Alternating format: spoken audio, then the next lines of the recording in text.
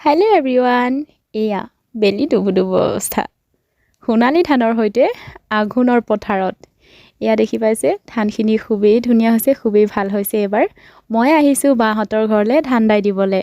কাৰণটো হ'ল মানে মা আৰু আমি দুজনীয়ে আহিছোঁ ধান দাই দিবলৈ, আৰু এইপিনে ধান দোৱা দাৱনীবিলাকে দাই আছে, আৰু মই যে উঠিয়ে আহিলোঁ মানে ধান দোৱা জেগাৰ পৰা। কাৰণটো হ'ল বাহঁতক অকণমান হেল্প কৰি দিব আহিছিলোঁ। ইমান বেছি ধান আছে নহয়, এদিনতে দাই কেতিয়াও শেষ নহয়। সেইকাৰণে বোলো আমি আজৰি হৈ থাকোঁতে অকণমান বোলো দাই থৈ আহোঁগৈ। সেইকাৰণে আহিলোঁ আৰু অলপ ধান দাই দিলোঁ। মা আৰু মই অকণমান হেল্প কৰি দিলোঁ।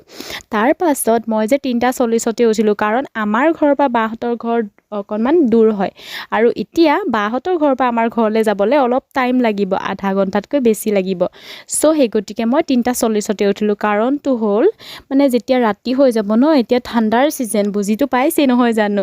আৰু মই যে বিৰাজক লৈ আহিছোঁ, ইমানেই ঠাণ্ডা বতাহ মাৰে, ইমানেই চেঁচা লাগে নহয়। সেইকাৰণে বোলো অলপ সোনকালে যাওঁগৈ। এইপিনে বা আছিল দেই, বায়ে পূৰা কামত লাগি আছে, আৰু এইপিনে ককা দেখি পাইছে নহয়, পাপা।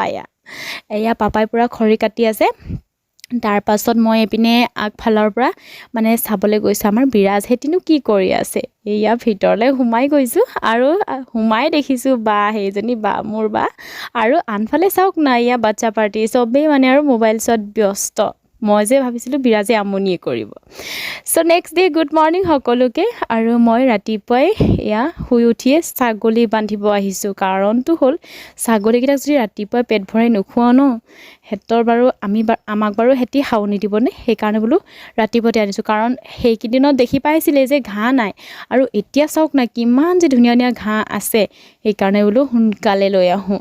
ইয়াত দেখি পাইছে আমাৰ ধানবিলাক কাটিও ঘৰলৈ নিও, মেচিনত দিও ধান ভঁৰালত সোমালেগৈ। আৰু মানে এতিয়া আমি মানে এতিয়া আজৰি হৈ আছোঁ। আৰু মই নিয়ৰ পানীত গৈছোঁ, চাওক না ইমান নিয়ৰ পানীত গৈছোঁ। এয়া চাওক, ৰাতিপুৱা যিহে চেঁচা লাগে, তথাপিও এতিয়া ৰ'দ দিছে, একো নহয় বাৰু।